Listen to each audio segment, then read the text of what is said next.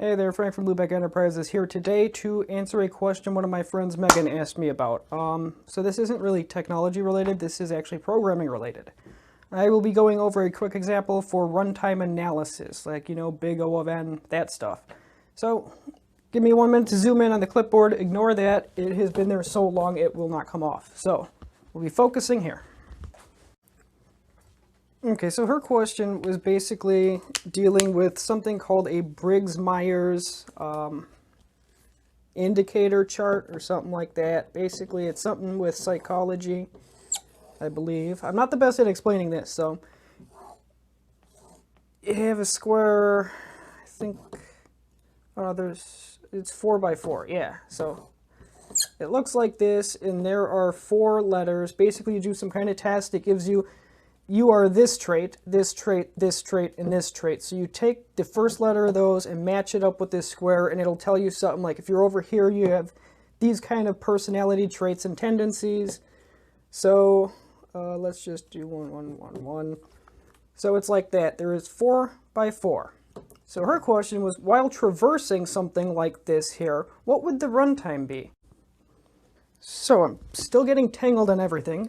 So this is a 2-dimensional array. You have rows here and columns here. So to go ahead and go through something like this here, the general code, I'm just going to actually go ahead and write it out. It's going to be a double-nested for loop. For int I equals 0, I is less than 4 because there are 4, plus plus I. Go ahead and increment that. And then you're going to have another loop here, because this here I will be the rows, and we'll have j be the columns. So for int j equals 0, j less than 4, plus plus j, or j plus plus, whatever you prefer. So for something like this, you would just do, this is Java, I'm doing system out print line, and that would go ahead and print out. If you're printing, you would have to do something to get the actual string, the 4 letters together, but in general, that's the code that would go ahead and go like this and traverse through here. So as you can see, it's a double-nested for loop. This here is going to be, the outer for loop is going to have a runtime of O of n. The inside one has a runtime of O of n. So total, we are looking at, you multiply that, so it comes to O of n squared would be the runtime to go ahead and traverse this if it were laid out like this. Okay, so another thing that she mentioned was, well, what if it was just laid out in a way where instead of being, 4 by 4, if it was just 1 by 16. For those of you cringing, that's this hitting the edge of my TV. I'm not going to break my TV screen. So this here is 16 elements, element 0 through 15. So if you want to walk down here and you're searching for, basically I think she was going to search for like a number or to match a letter or something like that. So if you're looking through and comparing 1 by 1, that's just a single for loop, which has, of course, runtime of big O of n. So it would be faster and better if you could write the algorithm, well, the algorithm would depend on how it's laid out. So it would be best to be doing it like this. It would be better to do it like this than it would be to do it with a loop. So is there a way to do this here even quicker? And the answer is yes. So an even quicker way to do it, as far as runtime analysis goes, would be to use a different data structure. So I believe she said she was looking for numbers. So if you have, let's say you have a list.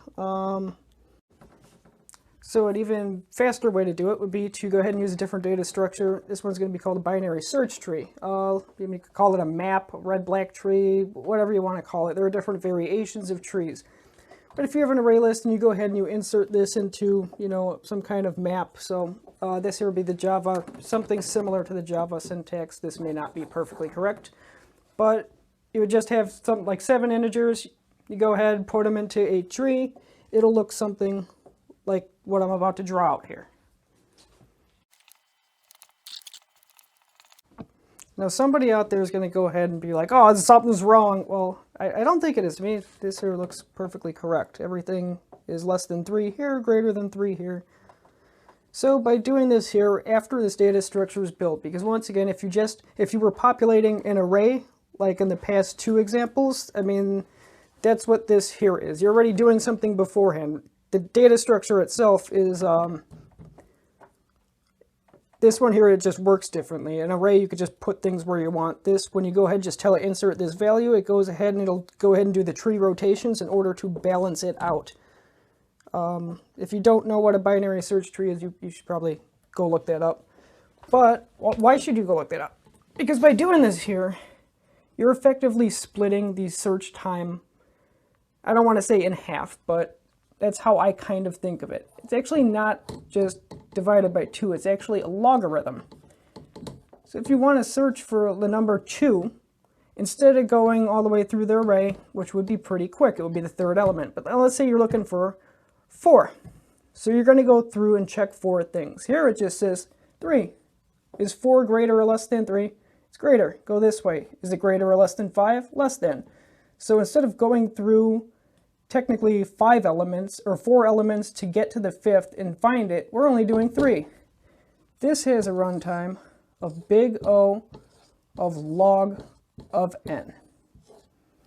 And this here is, like I said, it's a lot faster and more efficient.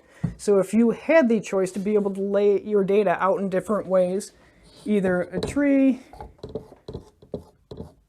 a 4x4 2-dimensional array, or a single array that would be about 16 elements. This is the worst thing you can do. This one here is okay, I guess.